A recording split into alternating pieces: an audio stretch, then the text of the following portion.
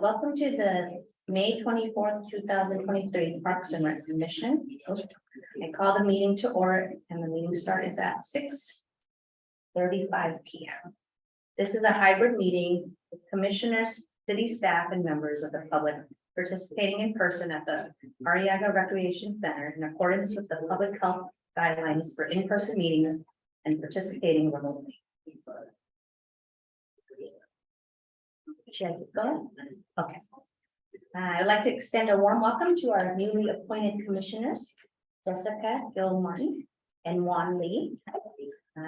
Either of you would like for you to welcome, to introduce yourself and say a little bit of your interests, or we can wait till when we do our formal announcements as well too.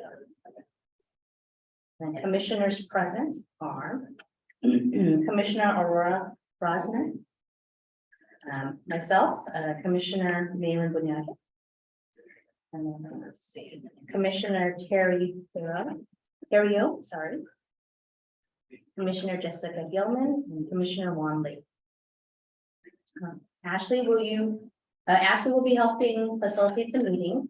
Ashley, will you please take a moment and provide instructions to the commission and members of the public on how the meeting works? Thank you, Chair. For members of the public who are attending this meeting virtually and wish to provide public comment, after the chair calls for public comment on the item you wish to speak on, please engage the raise hand feature at the bottom of your screen. For those who are calling in from a landline cell phone, please press *9 to raise your virtual hand. Members of the public attending remotely who wish to speak, please take a moment to make sure your first and last name are updated on Zoom, or you may provide your name and the spelling as you're called to speak. Public comment will be heard in the order received and is limited to 3 minutes in length. For members of the public attending in person, there are speaker cards available at the table in the front of the room. Please complete one and turn it into staff before public comment is called for the item you wish to speak on. If there are a large number of public commenters, the time limit may be adjusted by the chair in order to allow everyone a chance to comment. When your turn for public comment has arrived, staff will unmute you. With that, I will turn the meeting to the chair. Under public comment, the public may address the commission on any subject not listed on the agenda. Each speaker may address the commission once under public comment for a limit of 3 minutes. Please clearly state your name and address or political jurisdiction in which you live. The commission cannot act on items not listed on the agenda. Therefore, the commission cannot respond to non-agenda issues brought up under public comment other than to provide general information. Ashley, do we have any public comments? At this time, if you wish to make a public comment on any item not on the agenda, please notify the staff liaison by using the raise hand feature at the bottom of your Zoom screen. If you're dialing in, you can use *9 to engage the raise hand function. We do not have any public comment. So we will begin tonight again by welcoming our newly appointed commissioners, Jessica Gilmartin and Juan Lee. If either of you would like to, you're welcome to introduce yourself and say a little about your interest in the commission. Start with Jessica.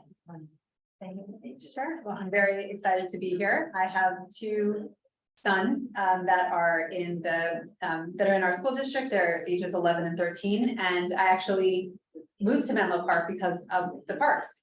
We were living in Palo Alto at the time, and my husband, we had a very little baby, 6-month-old baby. We were living in a small townhouse, and we were looking for a house, and we drove through Seminary Oaks, and we saw the Seminary Oaks Park. And we saw a house for sale, and we said, this is it. And we knew that we want to be part of this community with these beautiful parks. And as we lived here and as we continued to experience the parks, mainly through my son's sports activities, and they picked up their first tennis racket here, and they learned to swim here, and they learned to hit a baseball here and kick a soccer ball here. And they got their first library card here. It is incredibly wrapped up in our memories of our family, and in all of the most important experiences that our children had. So the parks and libraries are very, very important to me, and I think they're incredibly important to all of the families that live in Menlo Park, and I think it's part of what makes our community so special. So I'm really excited to be here and to help support in any way I can. Yeah, hi, my name is Juan Lee. For very similar reasons, I also joined the Parks and Recreation Commission. I have a one and a half year old right now, and while he hasn't picked up a tennis racket yet, I hope he does very much in this future. As a District 1 resident, very encouraged to see the ongoing development of the Amanda Harris Community Center. Very excited to see what opportunities he'll be able to take advantage there, especially with swimming and whatnot, whatever he decides. So looking to get involved, looking to contribute and make Menlo Park a wonderful place to raise a family and for everyone else as well. Thank you. We'll move on. Could I offer, would it be helpful for Jessica and Juan if the rest of the commission maybe just be kind of a brief intro as well? Yeah, thanks. Sure, I'm Kelsey. This is my second year on the commission. I live in Bellhaven. I have 2 kids, almost 1.5 and almost 3. And yeah, we love the community, we love the parks, we're really excited about the community center. Yeah. All right, I'm Aurora Rosden. Welcome Juan and Jessica to the commission. I'm around my second year as well, I think. I joined during the pandemic, having met people in the community who are also on commissions who encouraged me to join. I also, like yourself, Jessica, love the parks in Menlo Park. I think I read that we have more parks per capita than most other cities in the state. Yes. Yeah.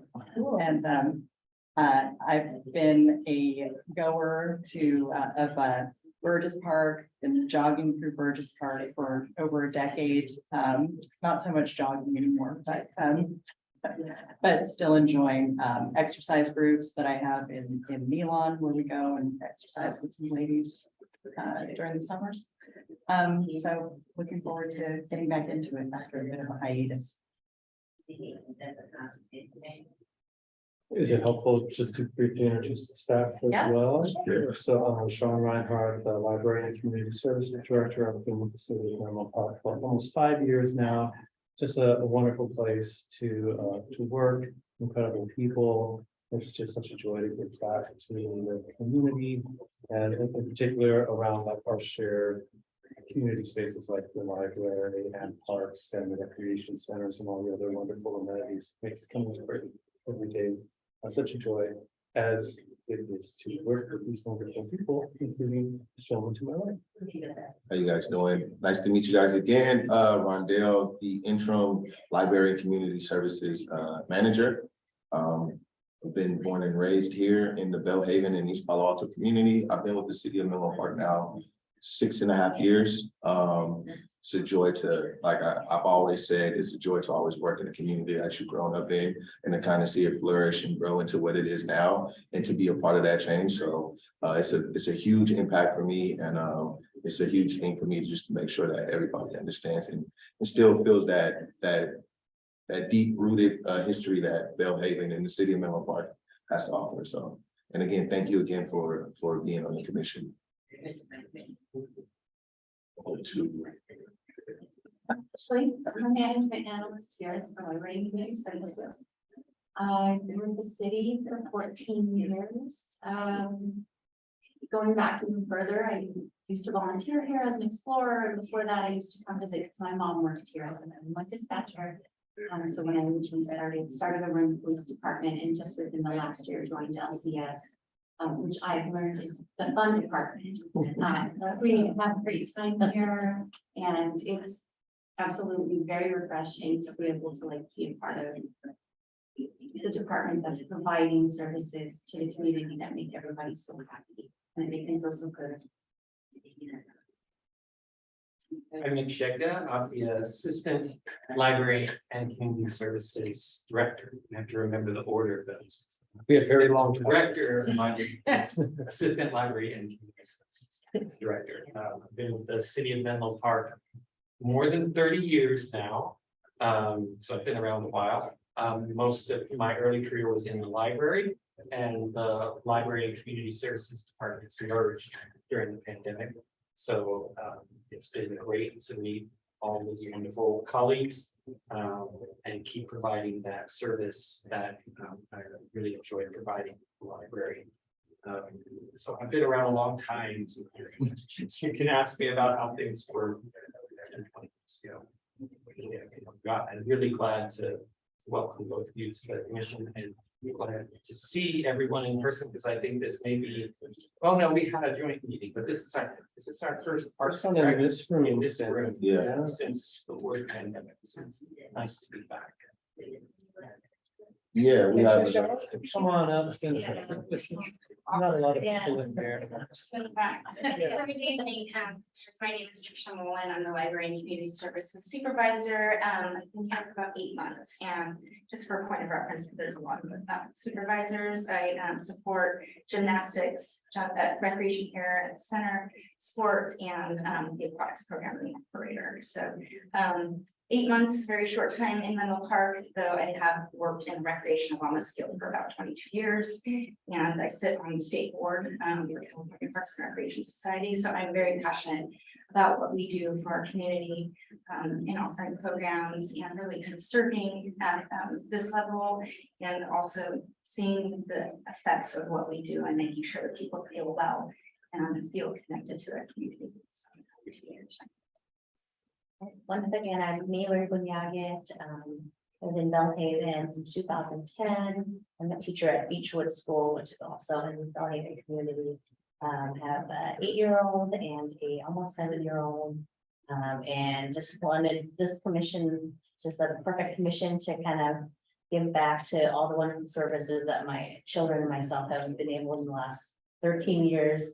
I'm able to go to each of the preschools on both sides of Menlo Park, the libraries, the parks, the rec center. So I'm really excited for the new community center coming up and just being part of the growth and the change to the within Belhaven and within Menlo Park as well.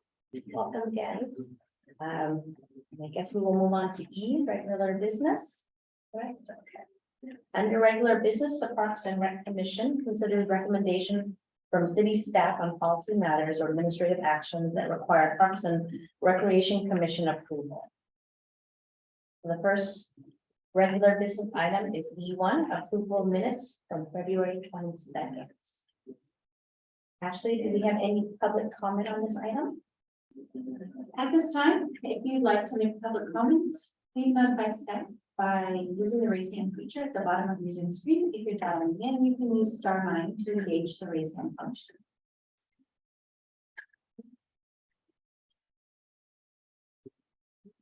To have a public comment. Carol? Hi, this is Carol Fan. I would swear that I attended this meeting and spoke in support of tennis, but I don't see my name on here. Maybe I wasn't there, totally possible as well, but just thought I'd just double check. So this one would have been for the February meeting, if that helps at all. Okay, yeah, I mean, I guess, like I said, I guess you guys probably have like better notes than I do. So you're right. I don't have it in my calendar, so it must have been a different one. Thank you. Sorry about that. No, that's okay. We can go back and verify that.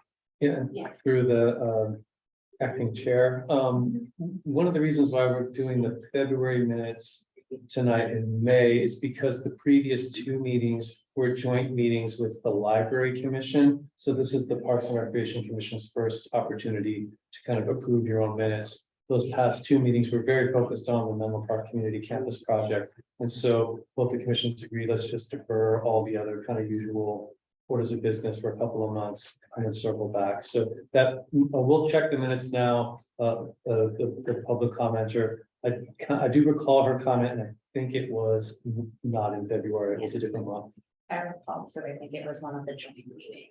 Mhm. Okay, awesome. We'll Thank check the you. minutes. Then. Okay, would a commissioner like to make a motion to approve the minutes of February 22nd, 2023?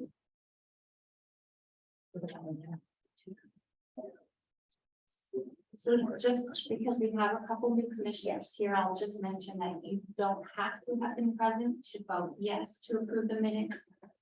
Some commissioners do choose to abstain if they weren't present. But you can vote. I'll vote yes, yes. So the motion to approve the minutes. Okay, do I have a second for the stated motion? So we have Commissioner Brosnan made the motion to approve the minutes of February 22nd, 2023. And Commissioner Kelsey Terrio seconds the motion. So we'll take a roll call vote, excuse me. Commissioner Brosnan, how do you vote? Yes. And Chair Grignani? Yes. Commissioner Gilmar? I'll abstain. Joshua is absent. Commissioner Lee? I'll abstain as well. So and Commissioner Terry? Yes. And the motion passes with Gil Martin and Lee abstaining. Just wanna, actually, if I could jump in, I think I only heard 3 yes votes and it takes 4 to approve. There were 2 abstentions, which is fine, just. I can change it and say yes, if that creates any issues. Totally up to you all. I will say yes. Okay, Commissioner. With Commissioner Gil Martin changing her vote to yes, the motion passes.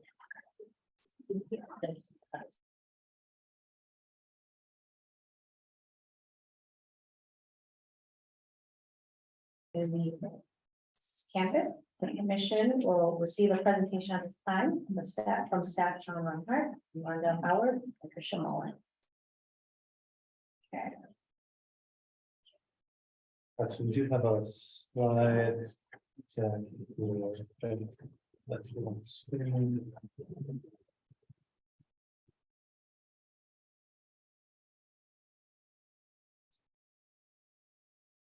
Okay, so this is a very exciting project that has been in the works actually for many, many years, although it really gained steam in 2019 when the company formerly known as Facebook made their offer to construct a new multi-service center in the Bellhaven neighborhood to replace the former Onetta Harris Community Center. It's under construction now.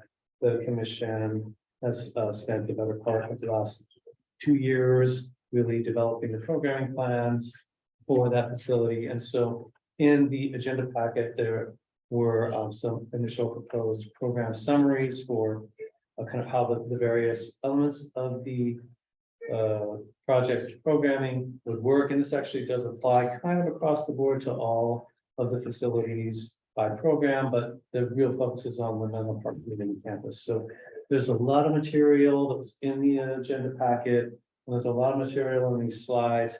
We're just going to kind of summarize them so you don't have to go through a 35 deep slide deck with dense material. So I'll just a heads up, there's a lot of material on the slides, but it's really kind of just there for discussion purposes. We really just kind of want to present it to you, offer the opportunity for questions and comments and feedback. And I think we're going to tag team this presentation. I'll take the first few slides and then Rondell will take a few and Tricia will take a few. And maybe we'll like pause in each of the sections in case there are questions or comments. So with that, it will go on ahead. Just overriding this whole thing, who the Menlo Park Community Campus will serve. Can we move that or minimize the window there on the screen that we're viewing in the room? It's like a little minimizer or something. I think if you hover over the cameras or grab it and move it out of the way. So you see it? Yeah, thanks. Yeah, like if you hit the, yeah, perfect. So this statement has been developed over the past few months with a lot of community input. The programs and services in this new facility will reflect and prioritize the people for whom it's being created.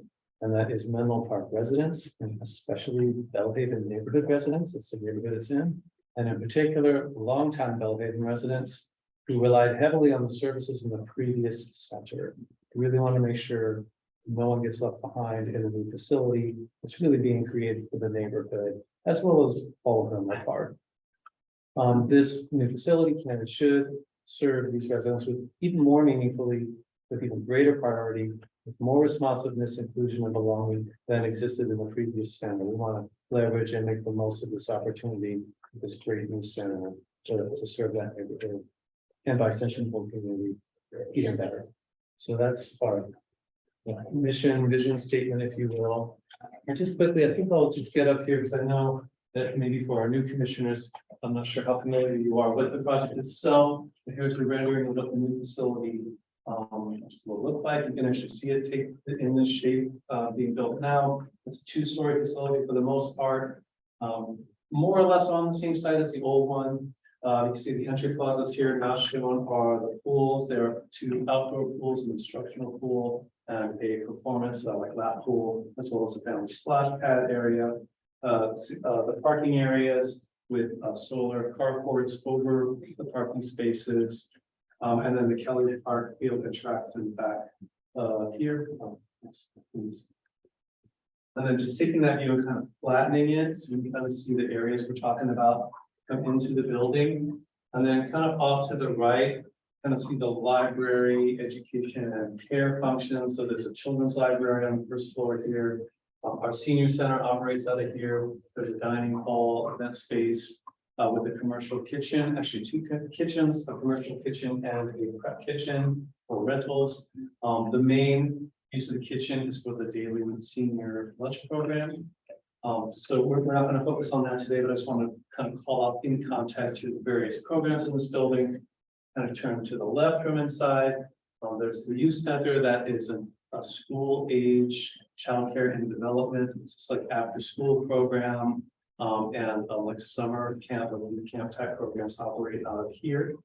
And then, of course, there is a gymnasium. This is the high school regulation size gymnasium. Can be subdivided into various kind of smaller practice spaces or half courts, and it also has integrated volleyball nets that are up in the ceiling and down.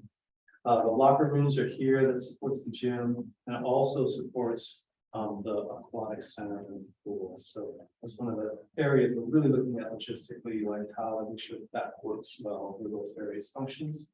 So just to orient you to the first floor, and then if we go up to the second floor, you can see it's gotten a little shorter because that dining hall is really only one story, so there's kind of nothing happening on the second floor over there. But up above the children's library, on the second floor is an all ages library. It's primarily adult users, we call it all ages.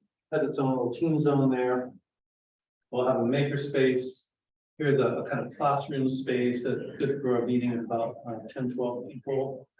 And then this is open to below. This is just the second level of the gymnasium. And there is a fitness center, a weekend studio for like dance, yoga, those type of things.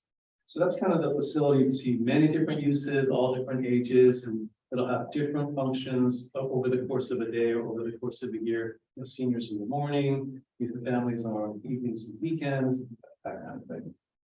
So then we have several programming plans, like summaries that we're going to walk through today. Just the structure of these is they have kind of 5 major components, just to kind of get a quick look at what the programs kind of entail. So an overview of each one with the overarching purpose and desired outcome for each program, some specific goals and tasks for each of the programs, a little bit about like the operations, what do the hours look like, the schedule, how's the workflow go for the customers standpoint, quick overview of the resources that each program needs, whether that's you know, supplies and services or equipment or personnel, those kind of things, and then the teams, partners, and community engagement, that final piece. So that's the structure. And then I think we're just going to dive into a few of the programs. Here's a rendering of the front of the facilities. It's that entry plaza again. all ages library up above, right through to the back, children's library, parking area to the right. The swimming pools are on the outside out here, the building itself back there's the gym. And then, let's see, at this point, I think I'm gonna turn over the presentation to Rondell to talk about a few of these areas. Thank you, Sean. Guys need me to stand up or? I stood up just to point out the, so you're good, unless. All right, no worries, no worries. So right now I'll go over a couple of the, some proposed programs that we would like to see or that's envisioned in the new center. And so with this first program, is fitness center in our movement studio. And so one of the main purposes of the fitness center is to support the health and wellness of the Menlo Park residents. And that's by providing access to fitness equipment and training. With that said, the desired outcome for that is for all Menlo Park residents to have access to resources, and that it supports healthy lifestyles, right? With the movement studio, is to support the health and wellness as well by providing access to dance, movement, health and wellness, and instruction and practice when it comes to movement studios. That desired outcome is for us to have access for all our residents with resources and support that will promote physical movement, health and wellness, and all the other good stuff, creative expressions. Next slide, please. So this next portion is our goal and task. And so we have the fitness center here, the movement studio, and there's just bullet points of things that we want to prioritize with that. So ensuring a safe. So with our fitness centers, ensuring a safe and inclusive, welcoming environment, maintaining facility and equipment in a good, safe, clean work order, training and organizing support staff, ensuring facility use and safety policies are followed. And I'm just skimming through these, as you can see. But for the movement studio as well, is prioritizing community-oriented classes, ensuring that the cost recovery is in alignment with the city's master fee schedule and cost recovery, and then also identifying and engaging qualified instructors that can help present these classes. Also want to create programs that's based on our community needs, and that's working off our surveys that we sent out. And how do we evaluate these programs? Well, of course, we'll use our user surveys. There's also we have suggestion boxes at all our locations, and then also using track and evaluating our facility usages. That can be tracked through our new registration software, which is Explore Rec. Next slide, please. Thank you. So the operations of both the fitness center and the movement studio provides fitness equipment that can include training, treadmills, stationary bikes, resisting training, free weights, conditioning. The schedule is kind of helped to be balanced with drop-in times, along with structured training classes and personal training that we can offer as well.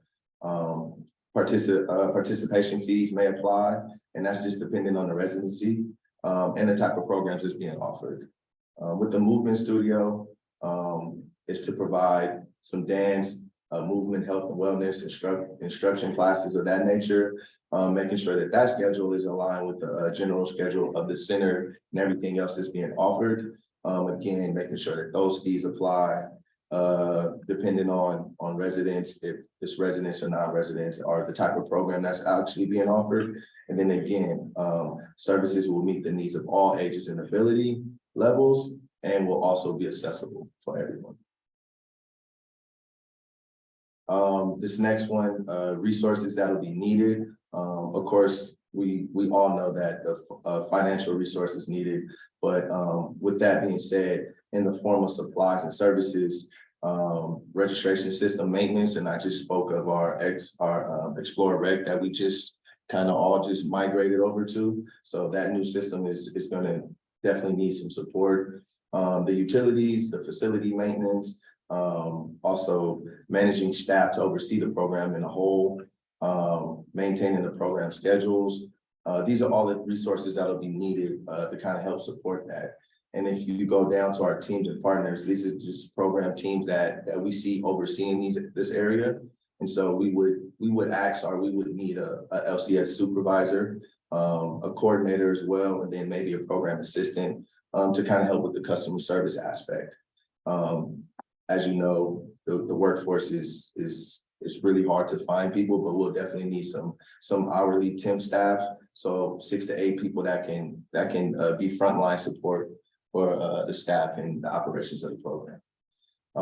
Partners in community engagement that we can work with. Of course, we can work with our teams, our in-house teams like Public Works, our Public Works and Facility Maintenance team, and then local nonprofit organizations, such as local churches. There's a bunch of nonprofits that's in and out throughout the city of Menlo Park, so we can use those as well. Presentation and reports is something that we can also use, as well as more community outreach. You can never have enough of community outreach, especially with the new facility. So that will be our fitness and movement studio portion. The next portion we have. Before we move on, is it helpful to pause after each one of the overviews to see if there are any questions or comments? These are very high level summaries. I'm certainly will be drilling in with more program details in the months ahead. But maybe pause. Yeah. There's so much material to pause at each one. That's great. Yeah. Any questions within our movement studios and fitness? I'm very new to this, so I'm gonna try not to ask too many questions, but I'm really curious. Is the goal to be net neutral in terms of cost? Or is it to run at a profit, or is it to run at a loss for some of these programs? Great question. So I'll grab that one. The city does have a cost recovery policy that is reviewed and approved by the city council. So it kind of sets cost recovery percentages based on the type of activity. So for example, the senior center program, it really has very low to no expectations of any cost recovery. It's really a public service. And so we don't expect to make the money back. There are some nominal fees sometimes for special events, but we're not charging the full cost of the lunch. Another program such as the fitness center might be somewhere in the middle. And that, there's some cost recovery that can be, achieved. Because, the going rate for fitness centers out there, typically there's a cost involved, but also want to make sure that there is access to health and wellness and fitness resources for everyone in the community. For some more specialized activities, so for example, like a really highly specialized kind of like dance or movement program, like a very advanced kind of dance class, we might actually try to achieve 100% cost recovery. So if the answer is that it varies, and the tendency is to try to err on the side of community access. Thank you, very helpful. Thank you. Any other comments or questions?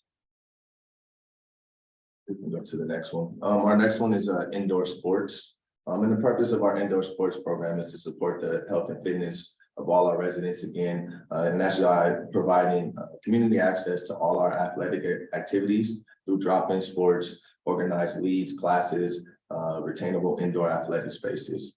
The outcome of these programs, again, is to provide high-quality indoor space, and then programming all of Menlo Park residents of all ages and abilities to engage in these sports and activities. Yeah, that's fine. Thank you.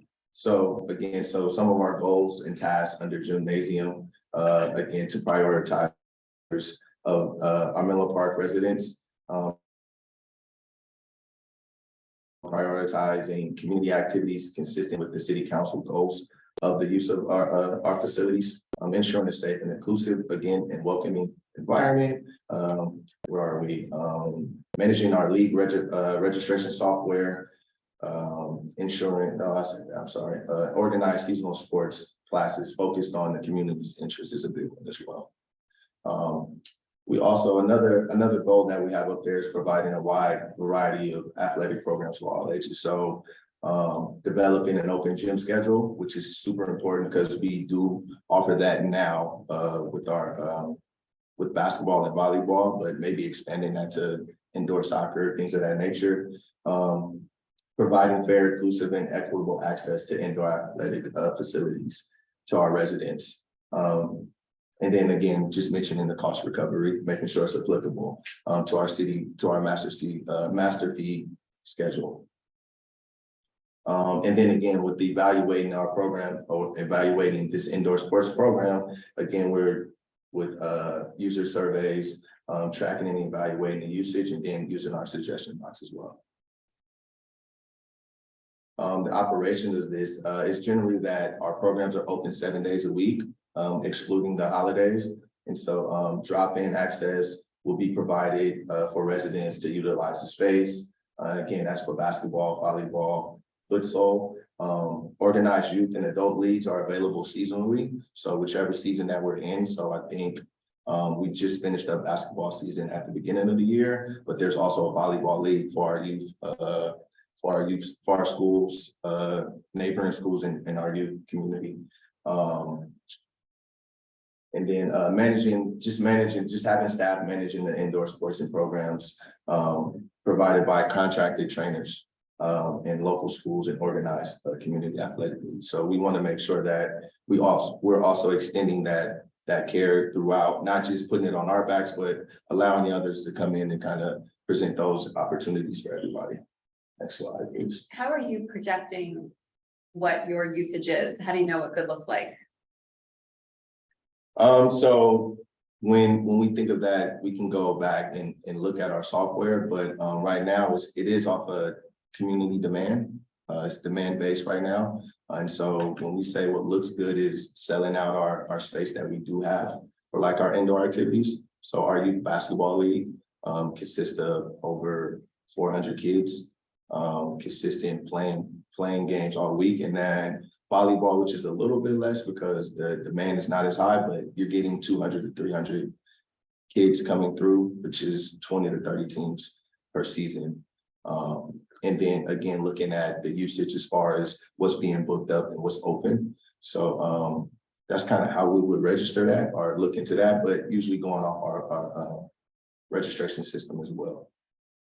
And if I could, just to piggyback on Rondell's summary there, for the Menlo Park Community Campus facility specifically, we do have like past data from the previous center where we kind of look at, well, what did the gym activities look like in the previous center? And again, our goal is to, kind of even take that to the next level, although we'll use them. So, those would be some of the metrics of like to compare. Yeah. It's like the previous center and also comparing to this gymnasium here.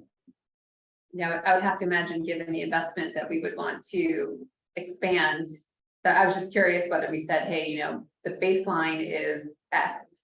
And with this new campus, our goal is Y, which would be some percentage above, just as something that to be aspirational and sort of say, hey, we are able to achieve more and do more with a beautiful new campus. I'm curious if that's how you're thinking about it. We definitely are, and I think, like this month, we're really kind of focusing on the overviews, but in the subsequent months, we're gonna really be drilling in more to like the data, the metrics, and working with the commission to kind of identify, well, what is that goal exactly? We do want it to have increased usage and importantly, increased access for the community and specifically the neighborhood, because sometimes those things can be kind of, I don't want to say in conflict, but to really try to juice the usage, you have to be careful that you're not doing so in a way that displaces neighborhood residents. So that's kind of what we're trying to balance. Yeah. Also with the cost recovery, those things are like, it's like a triangle you gotta figure out. Exactly. The more you charge, the more you get cost recovery, but then the less accessible it can be for more and more a larger and larger segment of the community. Yeah. And just again, piggy and back. So matching what we're doing here now and seeing how it can be available when the new facility is up. But then again, not Xing out accessibility is will be a big point for the community. Makes some sense. I actually have a question similar to the discussion here.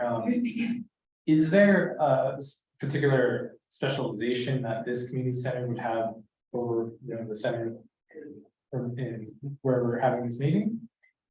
And the reason I ask that is that sometimes we could generate demand, right, where it didn't exist previously because we're offering not world-class facilities, but perhaps maybe that is the case. Maybe we have a world-class aquatics program that kids from other towns may want to go again, I have no idea the cost structure, but creating that demand by providing quality services. These are great questions, so if you don't mind, I'll grab that one. So a couple of things around that. One is, there is a very clear direction from the city council that the facilities offer very like equivalent, comparable, equitable services. And we really do like think of our services as being like citywide. And, you know, we have kind of the two campuses. We have this one here that has all of the amenities, and then the new, that's kind of packed into one facility. So there's that, try to have that equivalency. However, there are some differences. For example, there is no fitness center on this campus. There will be a fitness center in the new campus. There's no makerspace on this campus. There will be a makerspace in the new campus. The aquatic center here does have an instructional pool and a performance pool, and it has kind of a baby pool, if you will.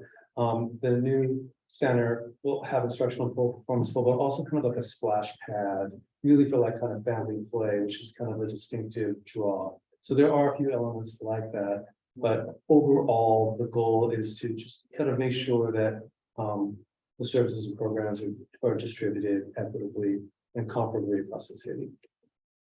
And let me jump in real quick. One of the opportunities that we're going to have at the news center is the ability to sort of cross over different service areas. So here we have, you know, a recreation facility. Our seniors are here sort of part-time right now. We have a gymnasium and we have the library over there. We'll be right next door to each other, basically in the next room. So there's a lot of different opportunities in the news center that we don't have here, like an exercise class for seniors or a dance class for seniors where they can just go upstairs. Or we go over to the gymnasium for some activities. The kids in the after school program, there's connecting doors with the library. And so maybe they can take more advantage of the services the library has to offer, the makerspace, et cetera, et cetera. So we're excited about offering things that we haven't been able to offer before, or seeing what ways the community wants to use that facility and the ways those different programs can work together. Along with social services as well, looking into that to support kind of our senior programs. Just those social service resources that can be handed out, that can even work within the facility to kind of hand out or get those things out to the community that was not accessible at one point in time before. So that will be something else that can be as an opportunity. And I'm sure the community will not be shy about telling us the things that they want to see in the new facility. So there may be some ideas that come up from the community that we haven't thought of yet. So looking forward to that. If I may, you had one final question in regards to opening the facility up, to outside agencies or participants. Prioritization is really format of our community.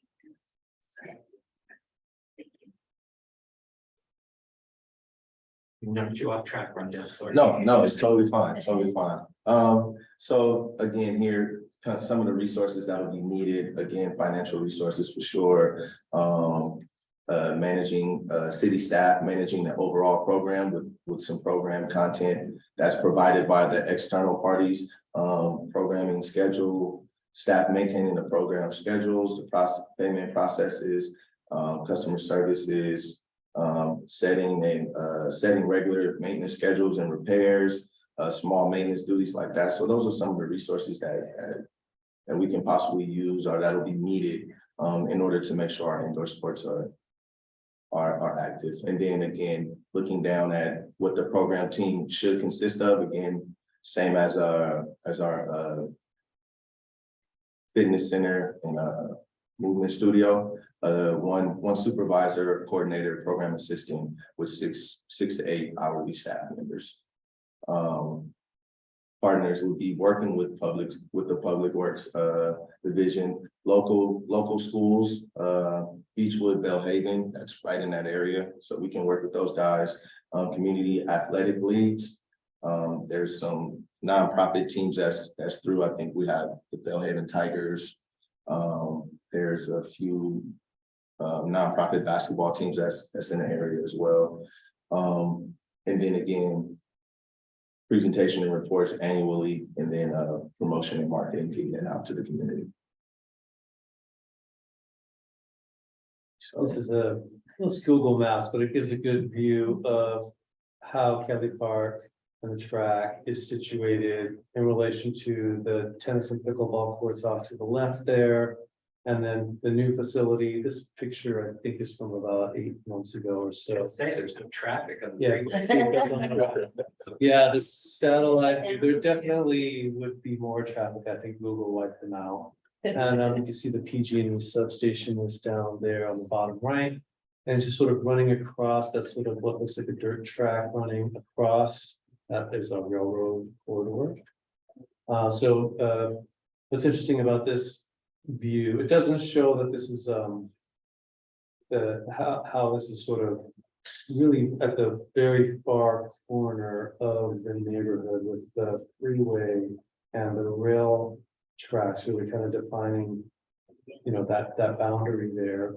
And so really important for us to like preserve that accessibility and understand the impacts that, so for example, like large athletic events that have a lot of vehicle traffic coming into the site, that can be pretty impactful to the rest of the center as well as to the neighborhood. This is really kind of only one traffic path in and out. So we're also like kind of just paying attention to that. Understanding too that that's a high demand AstroTurf athletic field, lighted. So trying to balance all that.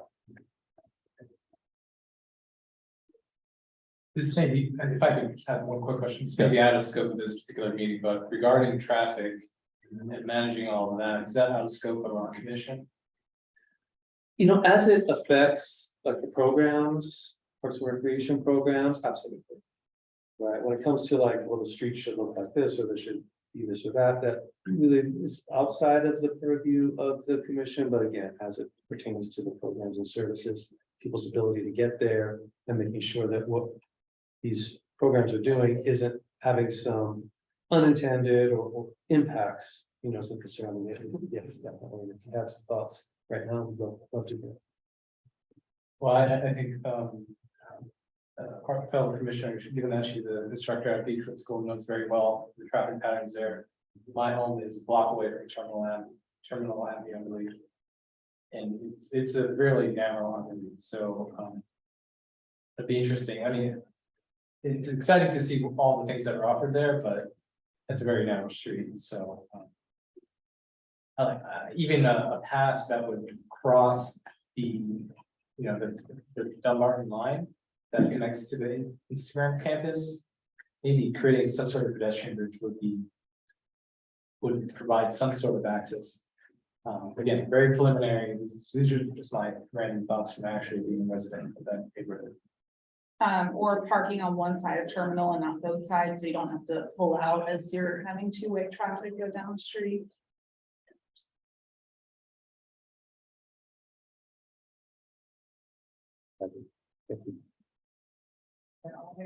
I have a question about the last image. If we could go back a slide, how is the community center and the track? Will there be a connection from like the back there between those two trees where there's like an opening, or will you have to go kind of like around past the bathrooms where they exist right now? Like, will there be some sort of like connecting? Yeah, there actually, you can exit the building through the back. We could probably just use this image real quick. It's a great question.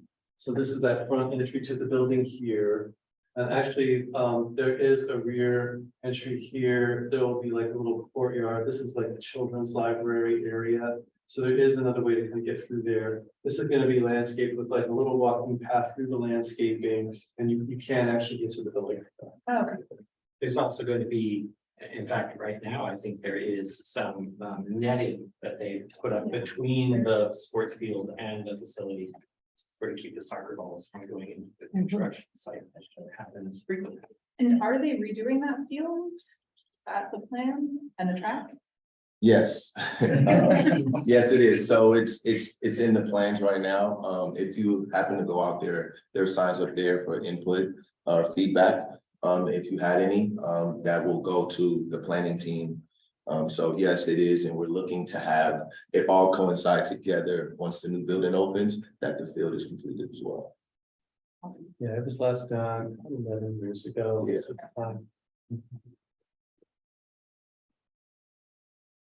So we can, next one, so last outdoor sports. Again, so for outdoor sports, the purpose of this programming is to support health and fitness, again, with the Menlo Park residents, but also allowing access to outdoor activities, athletic activities, and that's through organized leagues, drop-in play, group classes, individual training, things of that nature. The desired outcome of all that is to provide high quality outdoor athletic spaces for all ages and ability levels. And that's just to encourage athletic activities that promote health and wellness, but also is building confidence in creating a friendly space for competitive sports, things of that nature. Next slide, thank you. And so the goal and task here, all right, of our athletic fields and outdoor racket courts, we want to make sure that we include that with our outdoor spaces. Again, prioritizing what our city council has for goals is for our use in facilities within the city.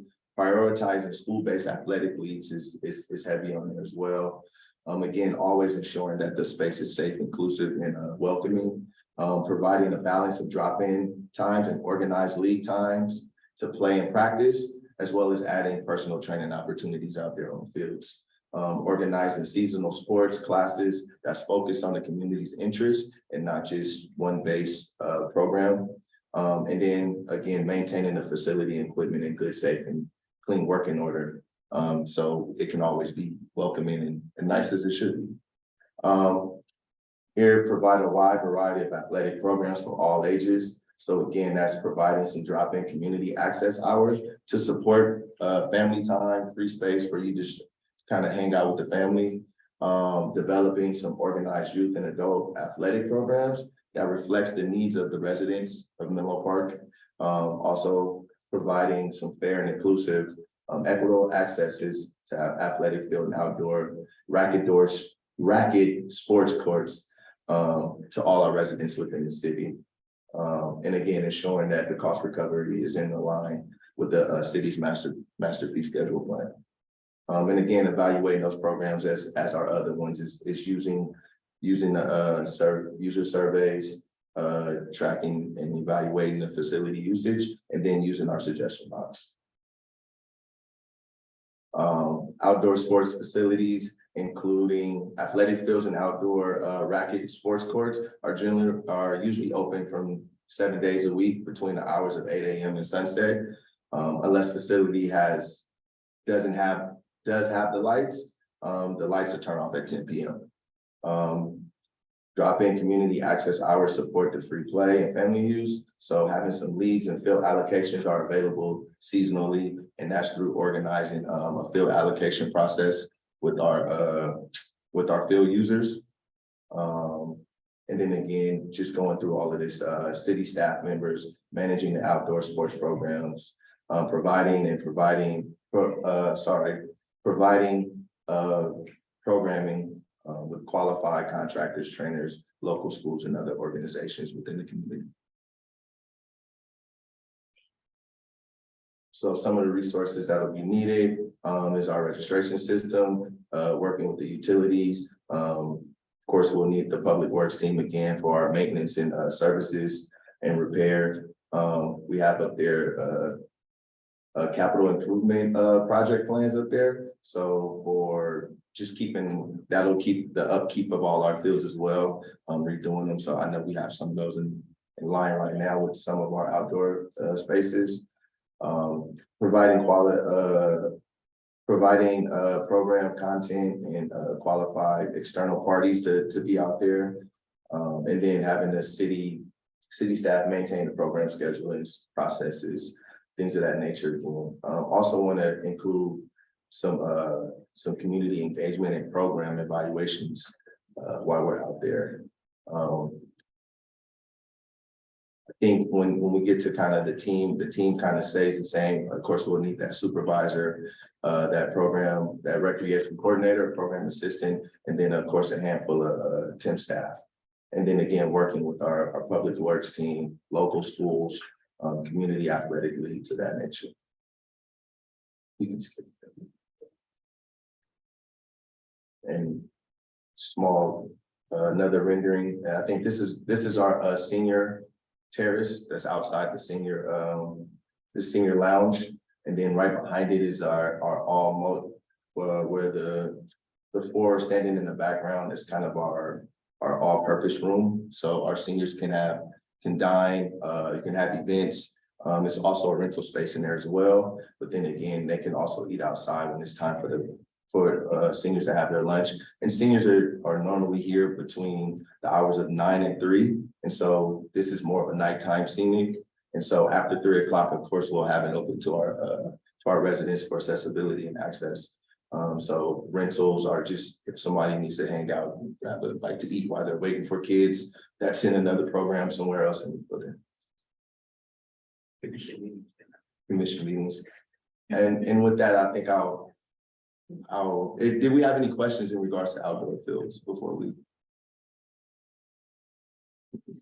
On the matter of, I don't know, public safety, are there any considerations around that? Whether it be Well, drug-free zone or any?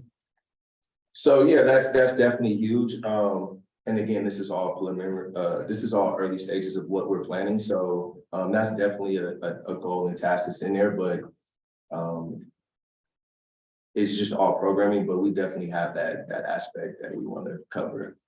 Again, just like the driving and in the streets, I think we've been talking with the police officers as well with our police team about how that coverage and that time of circling the area, how they'll manage that. So all those things have been in the talks. It hasn't been solidified just yet though. Yeah, some of the challenges on the site, just some of it is by nature of how it's sort of situated. I mentioned the freeway on the one side, the tracks on the other, so there's kind of like this dead end way in the back there. And that rear parking area, we actually have a swing arm gate that ideally we kind of close that off overnight.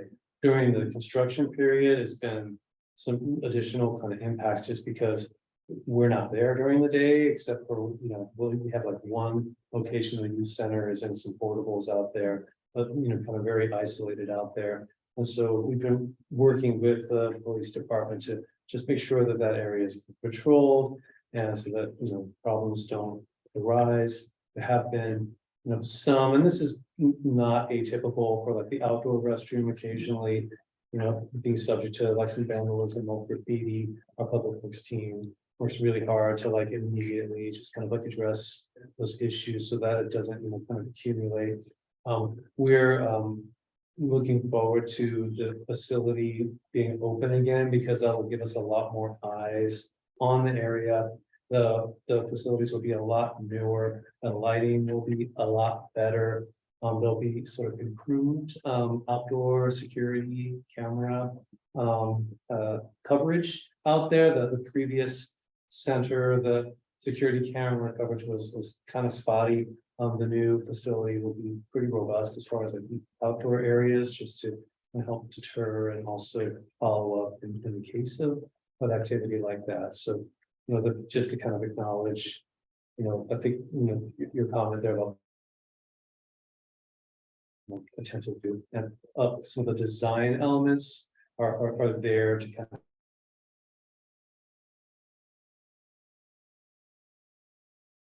help and sort of prevent and deter some of that unwanted activity. And we will go ahead and pass it over to Tricia. Thank you. Yeah, you're welcome. Okay, facility rentals and meeting rooms.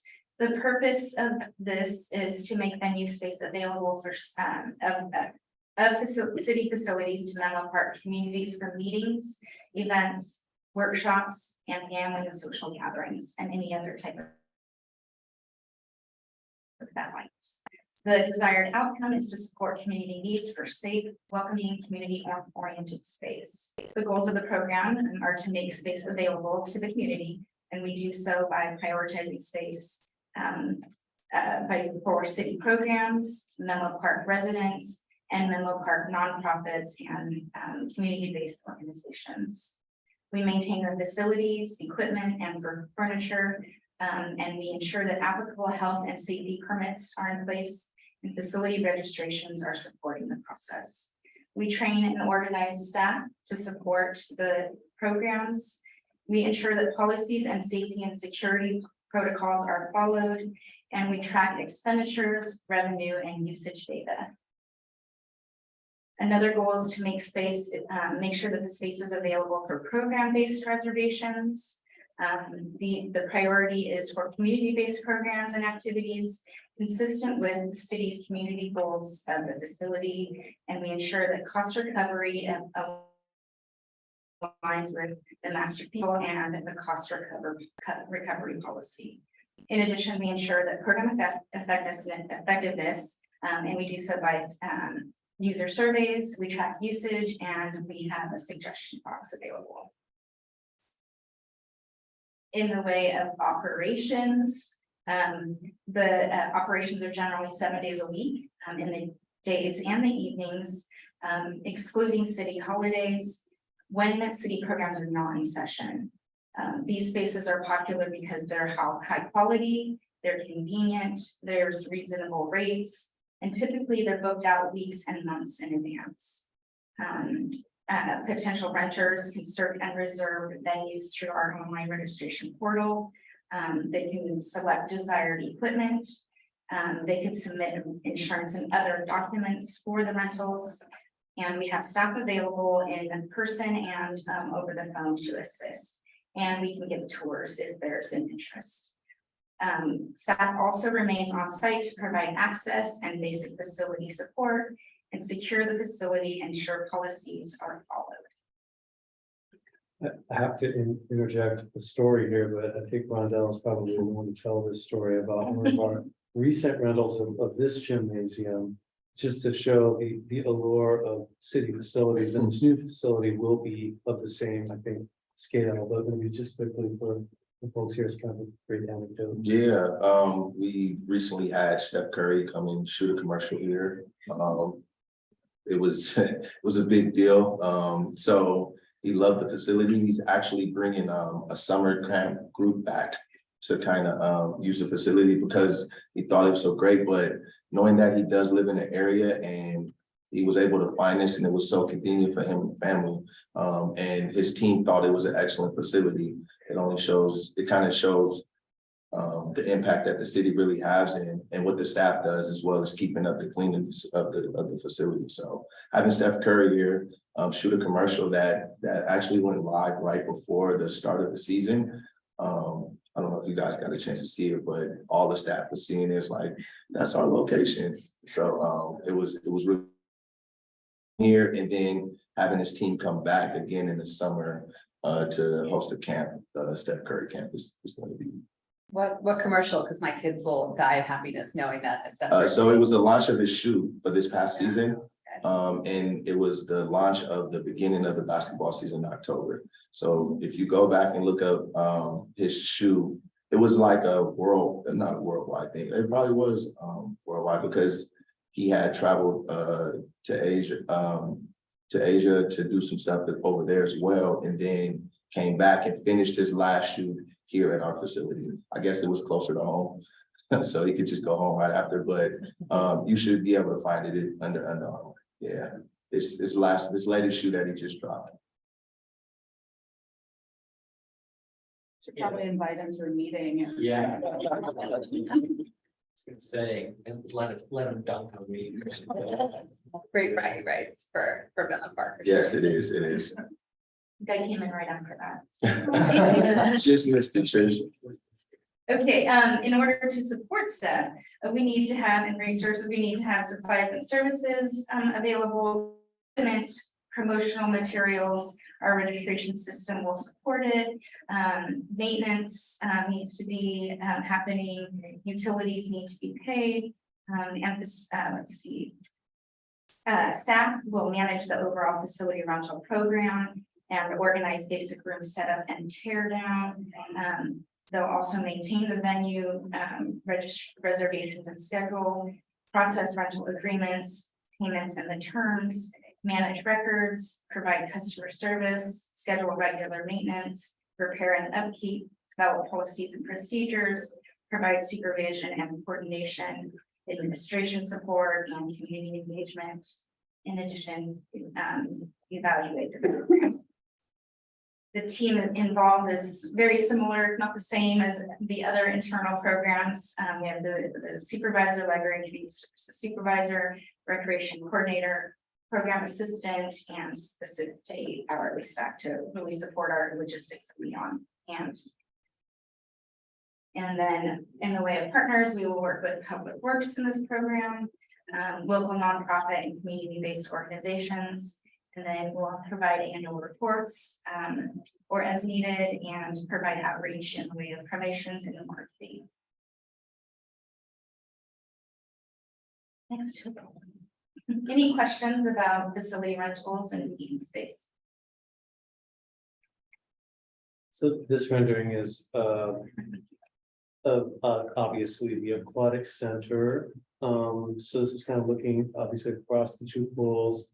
It doesn't look exactly like this. There were a few modifications, but there are the 2 pools. They're a little farther apart in reality than this rendering shows. And then in the background there, so the locker rooms kind of right on the bottom through that door on the ground floor. Up above on the left is where the fitness center is located. It's a great place to look out on the pool while you're running on your treadmill, riding the bike. And then on the right is the studio. And I'll provide the summary for the aquatics program. The purpose of the aquatics program is to support fitness, wellness, social connectedness needs for Menlo Park residents by providing community-oriented access to aquatics programs. The desired outcome is that every resident, regardless of age and ability level, will have access to aquatics programs and their needs will be met. In addition, they will be able to progress in their aquatics experience. Additionally, we would like that every Menlo Park child have access to water safety instruction, and this will be defined in the aquatics agreement and authorized by City Council. Okay, the goals of the aquatics program is to operate the center and the aquatic center. The priority is for Menlo Park residents. That will ensure safe, welcoming, inclusive environments for all users. There will be a balance of community programs, community space and family time, lap swim, water safety, instructional programs, competitive programs, and any other type of aquatic program. We'll maintain and uphold the terms of the agreement with the aquatics provider. We'll provide meaningful rental access for teens and user groups through an equitable process. We'll maintain health permits and certifications. We'll manage and maintain risks throughout the facility and with programs and documents. The facility will be maintained in a safe, orderly fashion. Staff will be trained. The standard for aquatic facilities is a monthly training, 4 hours. And we will ensure that safety regulations, guidelines, and policies are followed. In addition, the other goal is to evaluate program for its effectiveness. We will coordinate with the operator and ensure that communications are strong throughout. We will evaluate the program. We'll ensure that the program is of high quality, the environment is welcoming, and that access is ensured for all users, and programs and access is fair. Annual satisfaction surveys will be conducted and needs assessments will be conducted. We'll be reviewing the provider performance quarterly and review audit and program data on an annual basis. The focus will be on residential data, financial data, and safety data. We also will have a suggestion box available. Operationally, it will be year round, 7 days a week, morning to evening, including some holidays, but not all of them. The aquatic centers will be operated in comparable fashion, and with equivalent schedules, taking consideration for programs hyper local needs. So each facility may have different needs. So in the NPCC, there may be some varying needs, as we spoke about earlier. Check-in and registration will be in person and online through their system. It's the same system that we use, but separate. Fees for the aquatics program will be included in the master fee schedule. Programs will include open swim instruction, lap swim, master swim, aqua wellness, summer and break camps, and rentals will be available so that swim teams and water polo can use the space. Resources needed are aquatic supplies and services, equipment, maintenance, utilities, facility maintenance and repair, and periodic capital improvement projects. The contracted operator manages the day-to-day operations. City staff will serve as liaisons to the operator. Will also manage maintenance, repairs, upkeep, and develops facility policies, procedures, community engagement, program evaluations, the operator agreement and evaluation. Teams associated with this will be as a city liaison, public works, supporting maintenance, the aquatics operator, third-party users like the swim team groups, and San Mateo County. We will have and conduct quarterly financial and performance reports, annual reports to city council, and additional reports and presentations as needed. Outreach will administered by the city, suggestion box at the locations, and ongoing program marketing and promotions. Any questions about the aquatics program? I have a question. How, you spoke to this a little bit, but who determines like the offerings of the aquatics program? Is it the third party operator? Is it the city? And like how is that decided? Sure, it's a good question. The aquatics operator manages and creates the schedule. There are some priorities within our RFP process that we just conducted that identified the need to focus in on some priorities. And those were open swim instruction, programs for seniors, and really making sure that these programs are available to them and to the community when they can use them. You know, so the morning timeframes, the afternoon timeframes, and the evenings. So it's a combination, mostly the operator and provider with some suggestions and support and moving forward, the customer satisfaction surveys will then provide additional feedback for them to relook and reevaluate their programs. And also within, potentially the new process, there's going to be some oversight by the liaison. Thank you. Of course.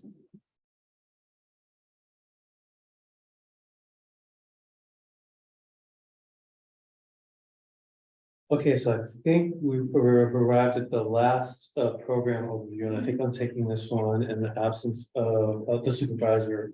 This is not in the office this week, she's taking some leave time. So what we have here is just a more recent drone view of the building. You can kind of see we've sort of zoomed around a little bit to the other side. So kind of on the left side of the building that you see there, that's that movement studio and fitness center that we just saw. And you can see the pool. One of the pools has been excavated there. You can see that little building back to the left there. That's the pool equipment building. And you can see the instructional pool is just off to the right there. They've dug that hole. And kind of in that space in between the two pools and that pool building. Where this, like, looks like the pile of dirt is there right now, that's where the splash pad area will be located, all that will be in a fence. On the very bottom of the view where you can see some trucks, that's where like the parking area and the solar carports are gonna go.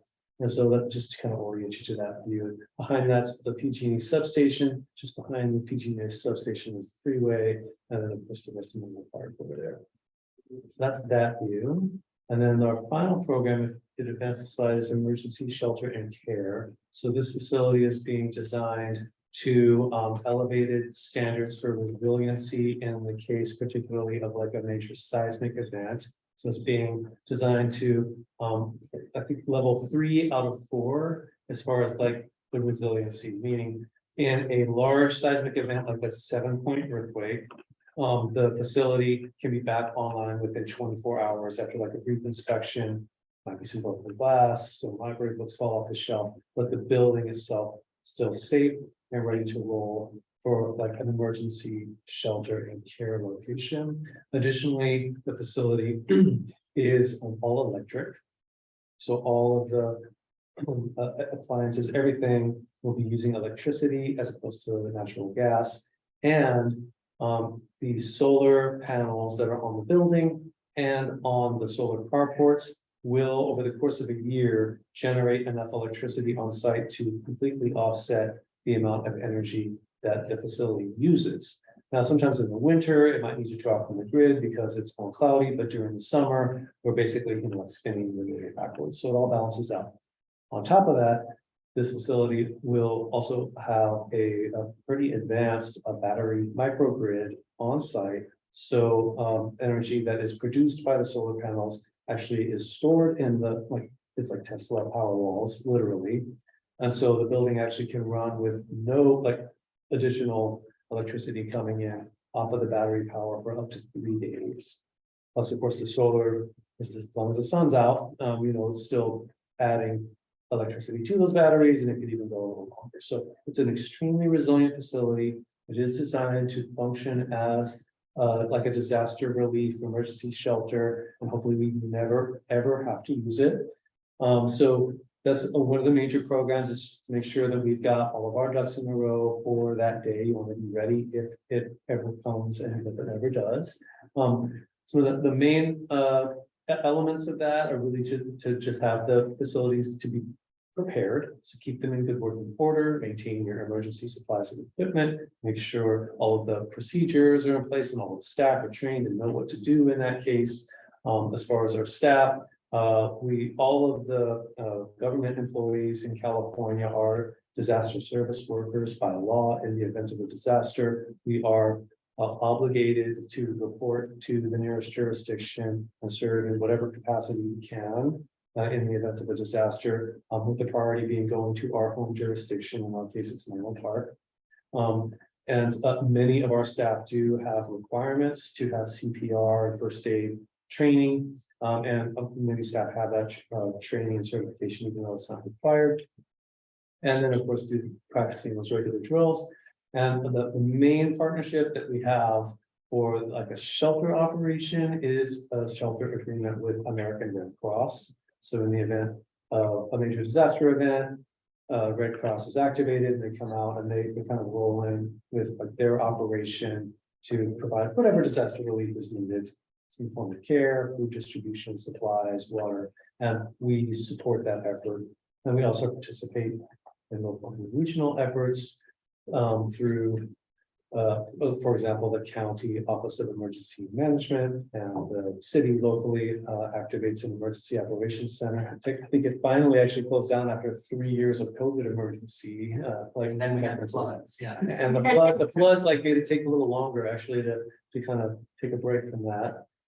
And so also just to help use this as an opportunity in the center to have a prepared and resilient community, right? So having emergency preparedness workshops in the center is very important, encouraging residents to sign up for the notification systems and participate in like those volunteer efforts, and of course to state in coordination with community volunteers. And we're fortunate to have so many engaged and organized volunteers in the community, in particular around emergency preparedness and response. So next slide. And so I kind of already went over this, but in the event of a major incident, the designated facilities may be activated to respond. The new center is one of them. These two facilities are also among them, as is City Hall. Sometimes the library might get activated depending on the nature of it. And again, we have the agreement with American Red Cross. We coordinate with them and we marshal whatever resources may be needed to respond to the emergency. You know, the nature of emergencies and disasters is that there always have curveballs, and you really just have to be ready to roll with it and take action and respond. So there's that. Next slide. Very similar to everything I've just said. Resources are the supplies, the equipment, the preparedness, the staff are the disaster service workers, but also whatever resources are needed. We will coordinate with the public works, obviously the city manager's office, the city council, the police and fire. Police department is the city department. The fire department is a special district, as you may know, Menlo Fire, that serves Menlo Park, East Palo Alto parts of the city of Atherton, so they're kind of separate from us, but we work very closely with them. Obviously, the county, which is at least an annual presentation and report on sort of our preparedness efforts. And through the emergency preparedness workshops would be one form of community outreach, but there will be others. So I think that's summary of emergency shelter and care. Here's a sketch of the parking area, suitable image for a parking lot and other questions. Yes. So one note about the emergency shelter.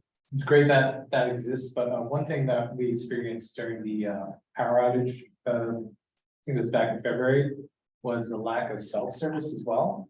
For whatever reason, at least District 1, or maybe just the area in which I live, you just couldn't get a cell phone. Yeah, yeah. It wasn't just for you. Oh, yeah, it might have been everywhere. So I don't know if there's consideration of like backup communication or something like that. Yeah, great comment. So in the recent outages, this particular solution wasn't deployed, but I know that it exists and it has been deployed in more substantial disasters, which is there are mobile cell towers that typically we would coordinate with either county office of emergency management or even from the state or even federal level in the event of like an earthquake kind of disaster.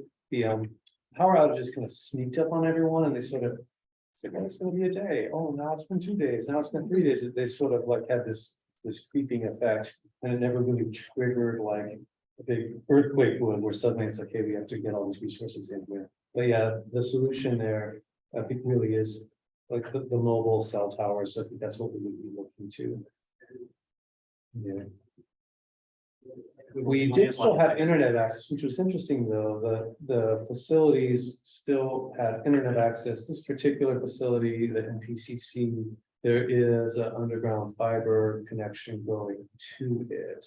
So I think we would maybe be looking at if like there was a major incident, because the facility itself is at least resilient enough to have the electrical power on, if we're able to at least get an internet signal in there, then we could potentially at least use the Wi-Fi and have people congregate to the site to get to the internet.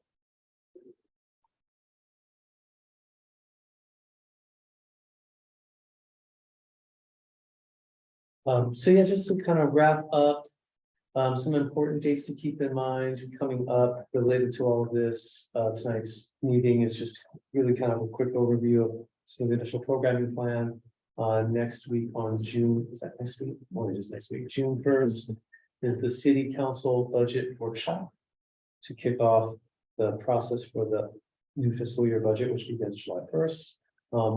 That's important for a number of reasons. Obviously, it's the department budget, but we will be talking about the budget needs for the new facility, which will be opening in the next fiscal year. And so I encourage you to tune into that, and we'll forward information when that comes out to sort of point out, here's where that Menlo Park Community Campus budget request is. It's going to involve obviously the supplies and services expenditures, the rough estimate of the first year revenues from like the user fees, and also some additional personnel. On June 13th, the city council will actually hold a public hearing on the budget. In the meantime, the Library Commission will have their meeting June 19th. And they'll be drilling into like certain policy elements, and that's on another slide here, we're almost done. June 27th is when the city council is scheduled to adopt the budget. So it all happens fairly short order in June. June 28th is this commission's next meeting in June, and we will be drilling in on policies in particular around the new facility. And then we can see the July meetings as well, and those will be focused on the programs and the policies for the new facility. And some other business too. This won't be the only business item, but this is the main one. And then the next slide, I think. So talking about policies, and this will be for the next meeting. There were current policies that were attached to the April 24th packet. So I would encourage everyone to have a look at those in advance of the next meeting, and we'll send them out again, of course. We currently have our facility use guidelines. This is for visitor behavior in all of our facilities. We have a current policy about the facility and meeting room rentals. We have a current policy about the athletic field use and how those are allocated and rented, tennis courts. We have a recreation scholarship program. This would be like for subsidized access to recreation programs that charge a fee. We're looking to kind of take that to the next level, but we do have a current policy there. The library has a policy about how to select books. We have a current policy about when we activate the centers for like cooling centers. And we just recently created a power outage resource center policy during the recent power outages. So those are existing, and we're going to review and update those. And then the next slide, and I think it's the last one, is there are some new policies really for all of our operations, but the NPCC is kind of the catalyst for this, that we will be developing with the commission over the next few months. That resident neighborhood prioritization and access, that's a desired goal. We need a policy, like what does that look like? How does it happen? What are the criteria? Inclusion, belonging, fairness, justice, accessibility for all. How do we select programs, evaluate them? The makerspace is a brand new thing. Just want to have a use policy around that. We do have customer service standards and expectations, but they're not really, they're more internal right now. So we want to make those transparent. And so we can kind of talk those through in a more of a public kind of policy. There will be a community art gallery in the new facility. I forgot to mention that. So we want to have sort of a criteria around that. How are those selected? We would like to create local author and local history collections in the new facility that highlight authors in the neighborhood and in Menlo Park, and in particular, the history of the Bellhaven neighborhood, and by extension, the Menlo Park community. Also, because this facility is all electric and very energy efficient, want to make sure that in practice, we're adhering to that and make sure we're staying within that, only consume as much energy as we're generating in the new building. And then, of course, the emergency shelter activations. So plenty of really work in the months ahead. If that's specific. Is MPCC a working name or is that the actual name? It is indeed. We'll check out that. Yeah, so that policy, so right now it's just kind of the term name in the interim time until we get to that phase. So the city council has put the naming process on hold until we get through the meat of the programming and policy, and then it'll reopen, I believe, in September, end of the summer. And that's kind of when we circle back to kind of narrowing down a name for the facility and having public input. And yes, it will come back through our commission meetings to get that going. So We anticipate a lot of public interest in that topic. I was at the city council meeting, which is why I was curious when there was an Yes. endless stream of comments. Yes. So, and So it's we should pack our snacks for that meeting. yeah, definitely. And, and that's how it works. You want to have a lot of community involvement. In this case, the city council kind of saw that the interest was quite high. And rightly said, hey, you know what, team, let's focus on this programming and these policies, because that's really important for the long run. There's time to do the naming, but we really want to make sure we're ahead of the curve, because as you saw, this it's kind of a lot detail to develop, how the new facility is going to operate. And so we wanted to kind of focus on that, and then we'll come back to what will be later in the year. So I was happy to see that there's a community art gallery that's being considered. Are there any arts programs or centers in the new building that are going to allow for arts? And I walked through the old building as they were clearing out, noticed that they had a pottery room and an arts and crafts room, maybe someplace they had arts classes. So is there going to be something similar in this? Maybe I'll look to Nick to talk about. Yes, so in the makerspace, there's going to be a kiln, a small kiln, and the senior program currently, which is here, because there is no senior program building in the Bellhaven neighborhood, offers art and craft programs. They have sewing classes, they have painting classes, they have crafting programs, which they're holding the library in right now. So those I think will continue and probably be expanded with the makerspace and the capabilities of the makerspace. We have the kiln somewhere tucked away from the Onetta Harris Center, and it's going to be reinstalled in the makerspace. So there will be a ceramics program as well. And that was being taught by instructors from Foothill College, I think. Right. So we'll be looking at that as we look at that makerspace, like what sorts of services does the community want? What can we bring back in? So yes, and then the gallery space is something that's new. There'll also be some opportunities for public art in a couple of different places. So looking forward to that.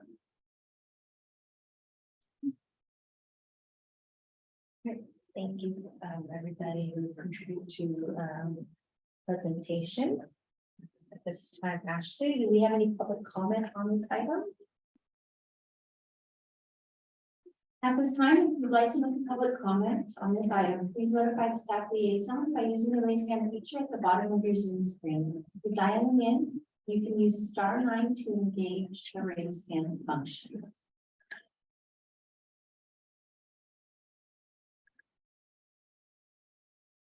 See any raised hands at this time? Okay, move on. We will now move on to item E3, the selection of a new commission chair and vice chair. Interim LCS manager Randall Howard will introduce this item. Thank you, Commissioner. So, back in October of 2022, the PRC, or the Parks and Rec Commission, adopted established that they wanted to foster the same selecting process that the city council has. And so how that works is that for the next person that's going to chair the commission, it will be the person who has been the longest sitting commission on I don't want to say staff, but on the commission crew. And so with that being said, that person would be the chair, and then following up with that will be the second longest sitting person in the commission.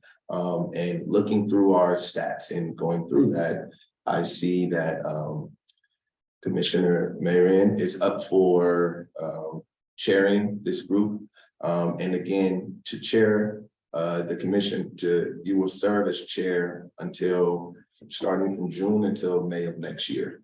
So it's a year term that you would do that. By all means, it doesn't have to be that way, but to make transparency and to kind of follow some type of rule, that's kind of what you guys adopted back in October. So by any means, if there's any objection or somebody else wants to chair, it's totally fine. It is a decision that's made by you guys. And so with that being said, Mayrin would be our chair, and then unfortunately, Commissioner Joshua is not here. He would be the next person up to be the vice chair.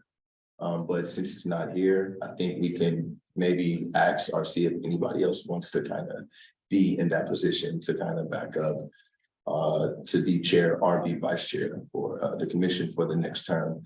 Again, which goes from June of this year to May of next year.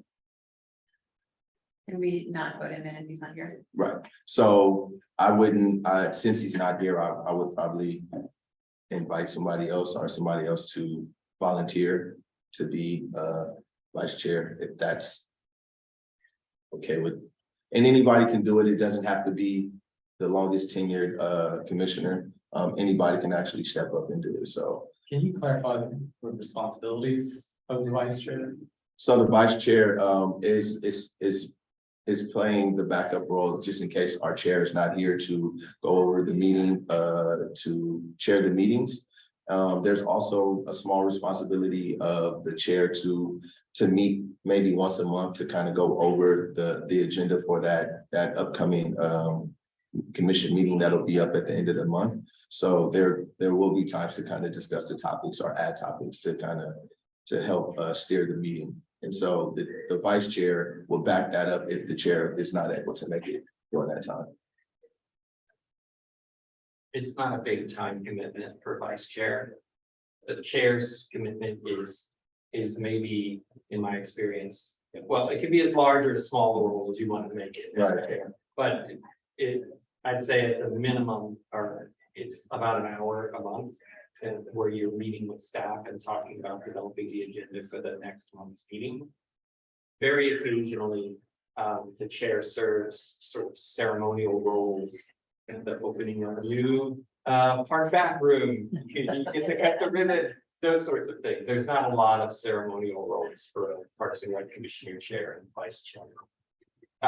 The chair does make when the commission does their annual work plan, the chair will make a presentation to the city council once a year. It's like a 5 or 10 minute presentation where you go through the work plan and what you have done through the year and talk to the council about your plans for the next year.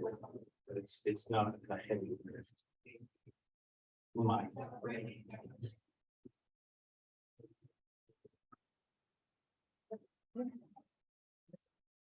Ask for a motion. I would say we identify a vice chair, and then move towards a motion with that. If I could suggest, since according to the procedure that the commission had adopted back in October, which again emulates how the city council selects the mayor. Since we do have identified per that procedure, the mayor would be the next chair, assuming that there's agreement with that and accepts that, and there's a motion to set the vote. Since she's here, I would say maybe seek a motion for like chair first, and then I'll talk about what to do with the vice chair. Contribution. Make a motion. Is there a second? Second. I'm sorry, who was my second? Well, I would, yeah. Okay, a roll call vote then. Mr. Brosnan, how do you vote? Yes. Nugent? Staying. Gilmore? Yes. Commissioner Lee? Yes. Commissioner Terry? Yes. Motion passes. Thanks, you. We'll move on for this motion or discussion for the vice chair. Is there anyone who would like to? And next, are we able to postpone until the next meeting in case Commissioner Joshua? Yeah, that's a good question. So I was looking at in the packet, there's the commissions, committees, policies and procedures, city council policy CC-22-0004. So what it says here, selection of chair and vice chair, section 6 of this document, it's on page F3.8 of the packet. Says the chair and vice chair shall be selected in May of each year by a majority of the members and shall serve for 1 year or until their successors are selected. Each commission or committee shall annually rotate its chair and vice chair. So It does say shall be selected in May. So I'll say the answer to that question is. Should pick a vice chair tonight, however. You know, the commission also did say, hey, we would rather. Do this in June because we have this extenuating circumstance. But you know, that policy that the. Commission adopted in October is really, it's just that, it's still subject to a vote, so I hope that. Clarify, maybe it didn't, but I think the intent of the city council policy is that there's a chair and a vice chair selected in May. Who has the next most tenure? I think it's Commissioner Brosnan. But what Commissioner Brosnan did previously serve briefly as chair, if I'm not mistaken. And I had to. Pause on that, some personal circumstances, so, which have kind of calmed down, now. So I'm happy to, And point of information. volunteer. On a point, I will not be present at our next meeting, so whoever would be interested in being vice chair will be chairing the next July meeting or June 28th. Put that out there. I'm happy to volunteer. Vice chair. Motion to. For the vice chair. Want to make a motion or second it? Or are you allowed to motion yourself? Sure. Okay. Would you like to motion yourself to be? Sure. Sure. I will second. Give us a step. And we're roll call vote. Commissioner Brosnan. I'll abstain. Chair, Julia Leeds. Yes. Commissioner Bill Martin. Yes. Commissioner Lee, Yes. Commissioner Terrio. Yes. Motion passes.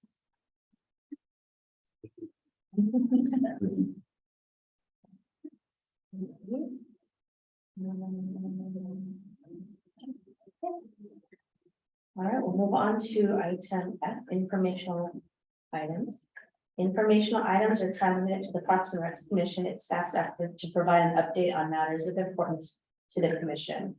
Informational items are not action items. However, a commissioner, city staff member, or a public member may request to comment or ask a question on any of the informational items. So we'll start with F1, onboarding new commissioners. Ash, should we start with the brief introduction first? Before the public? Yes. Yeah, I'll just jump in and give a brief. Well, Ashley was ready though. Ready for public comment. I'm sorry, Ashley. Yeah, let me take public comment, and then we'll get into the discussion. Okay, sorry. At this time, if you'd like to make a public comment on this item, please notify staff liaison by using the raise hand feature at the bottom of your Zoom screen. If you're dialing in, you can use *9 to engage the raise hand function. Do not see any raised hands. Sorry, over to you, Nick. Thank you. And just for our new commissioners, we have to call for public comment, whether there are people in the room or not. It's just something that we have to do as part of making it transparent. So I just put together a little report with some links that you might find useful coming on to the commission. Being residents and users of the parks and recreation facilities, you already know a little bit about what's going on. I'm seeing it from the point of view of a commissioner. You're going to be looking at kind of the policies and the foundational documents that are kind of underpinning some of the decisions that are being made. Big one of that is the Park and Recreation Facilities Master Plan, which kind of lays out, here are all the facilities, here's the plan for how we're going to maintain, grow the facilities over years. From time to time, there are addendums or additions to that master plan. Coming up, I think, is one that's of a lot of local interest, is one that deals with pickleball, which wasn't around as an interest in the community when the Parks and Rec facility master plan was completed in 2019. So that's a big honking document. You don't have to read it before the next meeting or anything, but it will give you some background on some of the decisions that are being made. There's a couple of other master plans, the Bedwell Bayfront Park Master Plan. Just taking a look at the work plan and things on the different commission pages is good. The open government portal for the city is a good thing. The library and community services strategic plan is good. You've heard a lot about the NPCC project. There's a project page. And then taking a look at the web page and all of the programs and services that are being provided is a really good thing to do as a commissioner. From time to time, we have organized tours of parks and facilities, and I think that's a really great idea with a couple of new folks coming on the commission. Maybe we can try to arrange something like that over the summer. So, excuse me, it's nice. There's a lot of parks in Menlo Park, and some of them even I've lived here for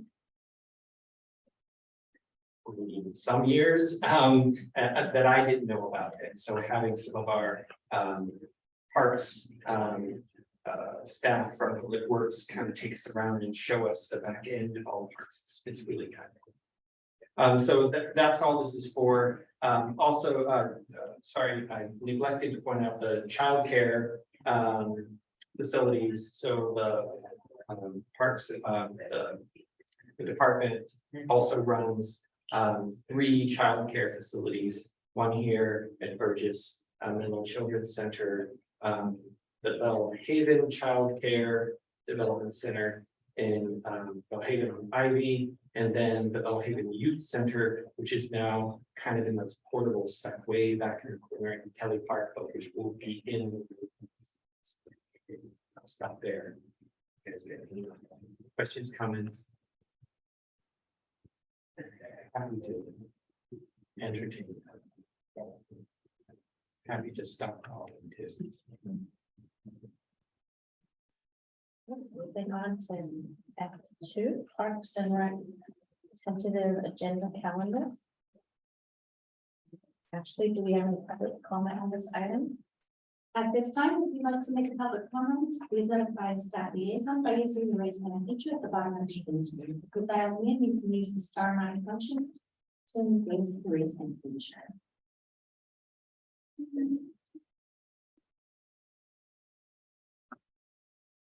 We do not have any public comments.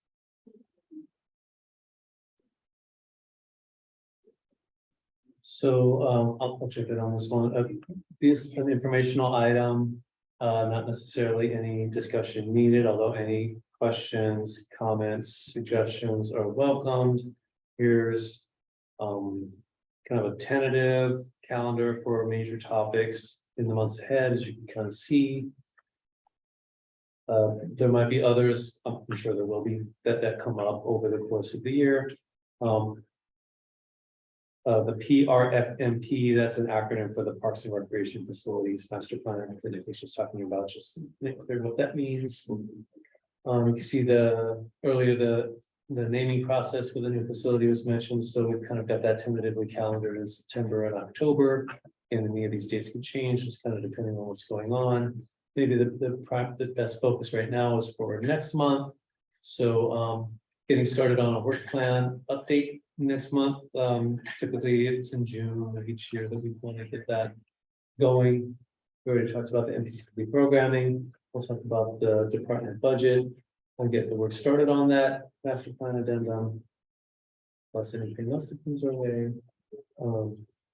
And then just wanted to note, because time flies when you're having fun, even though November and December is several months away, it'll be here before we know it. But we just note that each year we kind of run into this, which is the regularly scheduled meeting time, November 22nd this year. I think that's the day before Thanksgiving. Right. And December 27th, obviously, is between Christmas and New Year. So typically there's either some kind of rescheduling to a different day in the month or just cancel those meetings. So just want to put that on the radar. And then if there are any topics that the commission would like to comment on that are on this list coming up, or topics that the commission would like added to the agenda, typically this is the time in the meeting that, you know, you could do that because it's there on the agenda. So now we can ask them. Maybe I can bring it up now, even though this is my first session, but one of the reasons that I actually got interested in the Parks and Recreation Commission, and I actually emailed you, which you, and you responded right away, which I really appreciate, but I would love to understand what it would take to potentially look at getting batting cages in Burgess Park. And just to share, and even if we make that part of the master plan discussion or separate, I'm not sure how many of you have had kids in Little Leagues. But it is obviously a very, very, very popular sport with kids here. And we are actually the only city in the Bay Area that does not have its own batting cages. And you can see it in how we perform relative to every other baseball league in the Bay Area. And so it's something that we have been trying to do for many years. And I think there's a big rallying cry among the parents, and we're willing to pay for it, we're willing to sort of sponsor it. And we would love to figure out if there's any opportunity. And I know that there are many other very important things to think about, but there's a lot of considerations for me around equity, also of opportunities for kids around this. So would love to just at least have a discussion and perhaps bring in some folks if we can from Little League just to talk about it. If that's available and possible. Looks like there's some head nods around the table to bring it up, so. Sure. We could suggest maybe, and since we're looking to have an initial discussion about the Parks and Rec Facilities Master Plan addendum next month. Maybe it would be in that context as you suggested, so we've made a note there that, you know, we'll make sure that's covered as a question. Thank you, I appreciate it. Thank you. I was actually curious about this. So she has a very specific concern, and I think a very valid one. But she also provided some data in that, you know, there's demand for this particular activity. I think when you guys were having these discussions about, you know, what programs are going to be offered at this, you know, at KCC, it was, you know, based on demand. But I guess I mean, myself being brand new here, I haven't seen a study or whatever statistics saying, hey, that there is demand, therefore we want to sponsor this program or activity. So how does that, are these like statistics public? Can we see them or anything like that? Yeah, so we do have, we've done a bunch of surveys throughout the community to kind of get that input. And so we do have that information. I'm not sure, I can navigate through our system and I can find that, but we do have that information and and we do like to get this, all these suggestions through our comment boxes and responses, and then you can also email that in, but that's kind of how we gather the information to understand what the need is for the community. And then in addition with that, with our surveys that we put out. And those are usually annually or seasonally when we do those surveys. So that's kind of how we gather the statistics to figure out what it is and what's needed or what our residents are asking for. So you all are compiling it and making a decision and then presenting it to this group? Well, it's always a recommendation, right? We put it together, kind of show you guys, so you guys can give us a recommendation that ultimately take back to city council. If it gets to that level to ultimately make that decision to move forward with that. I just think like a bigger thing. Yeah. But for just programs that we offer, the community survey that we did most recently, we presented to the Parks and Rec Commission. And that informed those decisions. This was focused on the NPCC, so that's where that data came for the programming. So we've been given a presentation like our previous commission meetings information. Would those be on the website? included in the packets from previous meetings. Yes, so just made a note here in real time, so you've heard a request from Commissioner Bill Martin to. Discuss the topic of batting cages at Burgess Park. And that's like a facility, right? So since the Parks and Recreation Facilities Master Plan Addendum is coming up on the agenda to discuss. As Nick mentioned, needs that have emerged since that plan was done in 2019, pickleball being one of them. Obviously, the MPCC is a big thing that's happened since then. Kind of makes sense to talk about it in that context, but then also the most recent, like kind of big community recreation needs survey was back in June, so we'll kind of bring that back so you all will have to look for it on the web because it was about a year ago. Or does that include, I haven't looked at their onboarding material, is that included in that? And we can add it to the onboarding. Good idea, and it kind of lives in like agenda packets. Yeah. So it would be good to just call that out. It's a little hard to find on the mission, which ones to look. It was a really great question, and I'm actually curious, do you feel like there are major requests from the residents that we're not able to accommodate because of resources and priorities? Well, always, you know, Yeah. always there's more requests and need. I mean, pickleball is a good example. I think if you were to ask pickleball players and just look at their needs, you know, we could put in probably 20 more courts around town and just maybe meet the need. But the resources are such that, you know, space and all the other needs. So that's where the Parks and Recreation Facilities Master Plan is a very important planning document because it is a community-wide, very detailed, extensive survey of all of the needs, kind of balances and prioritizes and places them in tiers. And so when we contemplate like a new facility request or emerging need, we try to do it in that context, right? Because, you know, there's only so much space, there's only so many resources. So you have to be thoughtful about it, make sure there's community involvement and transparency. Because if you put a resource here, then that means it's not going to be able to go there. Yeah. And yeah, so that's kind of the general process. It sounds like pickleball is the big one. Well, it's one that has emerged recently Yeah. that, you know, clearly there's a ton of interest in it. We did a pilot program starting a couple of years ago. It immediately became very popular. You look around other jurisdictions across the country, and you can see, you know, just a huge burgeoning interest in there. And so, you know, that's one of the reasons why we're doing the addendum, but also the plan was done in 2019. And Yeah. guess what, that was about 4 years ago now. So it seems time to kind of revisit it. And then there's other needs like batting cages that, you know, certainly there's some interest. So let's use the opportunity to look at that too. And how do you think about, sorry, I know it's late, I'm very curious about this whole process. I'm curious how you think about the spacing, right? So obviously the Menlo Park Community Campus is a huge project that will take many years. And so how do you think about what's the next one and what's the next one? Because or do you try to do anything in parallel or is it all sequential?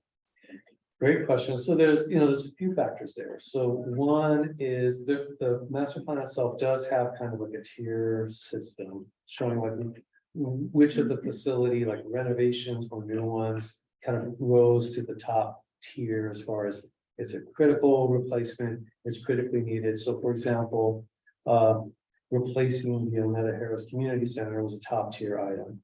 So that's one element. Another element or factor is there funding available that, you know, can specifically be used for purposes like this.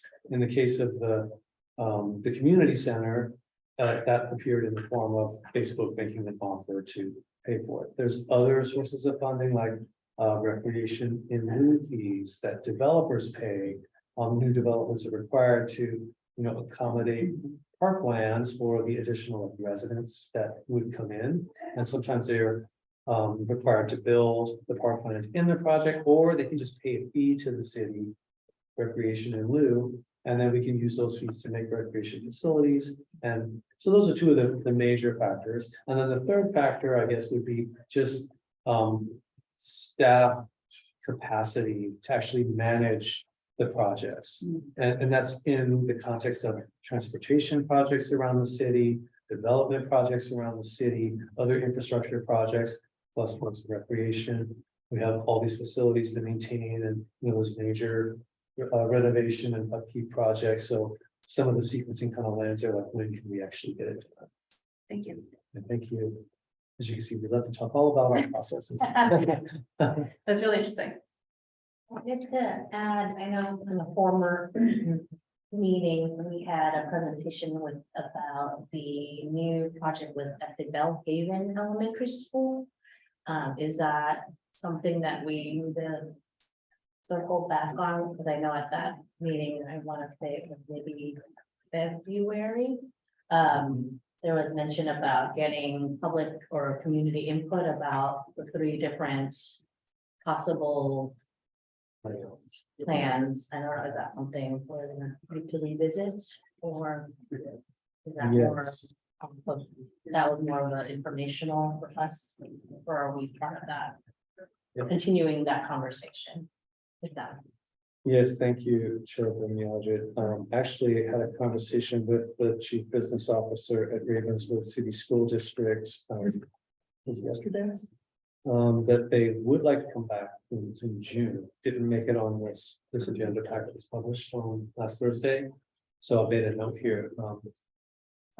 So yeah, to bring that back. Thinking of all the. Yeah, wonderful great, things that are great coming. memory. Mhm. I have something, but it might be rolled into something else. Maybe you can, you'll know, you'll surely know.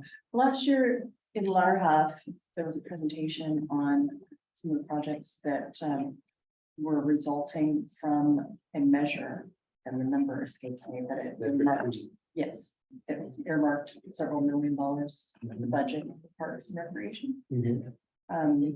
Is that incorporated into the master plan now, or is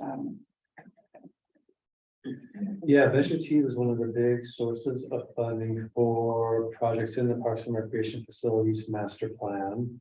I think Measure T passed in like the year early 2000s, if I'm not mistaken. So it was a while ago, right? So the city issued bonds and paid back, basically, it's a property tax, used to pay the bonds.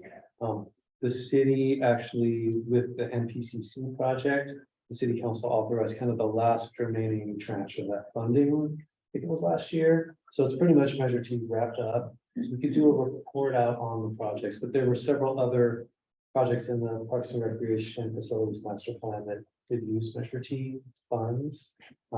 Can't call them to mind from memory, but we could do a quick report out. I think that's a great suggestion. Willow Oaks Park used some Measure T funds, so Yes. the refurbishment of Willow Oaks Park. Then the refurbishment of the play structure, play area here in Burgess Park, I think those are part of that. Yeah, and that's all great. Or in the context of the Parks and Recreation Facilities Master Plan update. We're kind of thinking of progress report or report out, it would make sense, 4 years into the plan. Actually, Commissioner Aurora's comment kind of triggered something in my mind. I understand Flood Park is managed by the county, is that correct? That is correct. And so does this commission have no say in anything there? It's such a large piece of land, yet It's it's odd. incredibly underused. It's odd that that it's not City of Menlo Park, but you're right, it's San Mateo County, and they have come fairly recently to give us an update on the project. And they do report out every once in a while. They can come in front of the Parks and Rec Commission and let us know what's going on. I think construction's starting there this summer in some aspects of the flood park remodel. But that's gonna be a many years project. I think the last time they were here, they were talking about how they're going to sequence them. So certain areas would be done first. I think they're gonna concentrate on picnic areas first. And then working on the playing fields and the pump track is coming last. I don't know what the pump track is. Tell you what, I had to look it up the first time. This will made a note because we probably will want to have them back at some point, maybe towards the end of summer after they've gotten, because they were just here. I think it was in February, if I'm not mistaken. And so, yeah, we do have a periodic report outs from them. the county parks that is, and I thought they were really receptive to the PRC's feedback. Yeah, it sounds like a great opportunity nonetheless. We don't have to pay for it. It's a work. Yeah, we could perhaps have an opinion in what goes on, so. Yeah, I mean, it's in our community, right? Sure, So, exactly, yeah. you know, The ecstatic cage is there. Mhm, mhm. We recently had our egg hunt event at Flood Park, and it was a great, It's bonkers. Yeah. Yeah, it's great. Surprised us how popular. Can we add one more old thing to go circle back, the zip line? Oh, yes, thank you. Zip line slash. Other. Forgetting whatever the other. I mean, the topics from last month that That we had, I think we tabled, right, because we're still. Either tabled or it was continuing to. Is it that Neil one? Yes. Yeah. Mhm. And my kids were like, what happened to the zip line? Thank you for that reminder, I guess. That's a good one. Long story. Yeah. Quite a long road. Everybody else saw me. Other things, a lot of things. Yeah. Okay, we'll move on to G. Commissioner reports. Would any commissioners like to make a short report out on items of interest to the entire commission?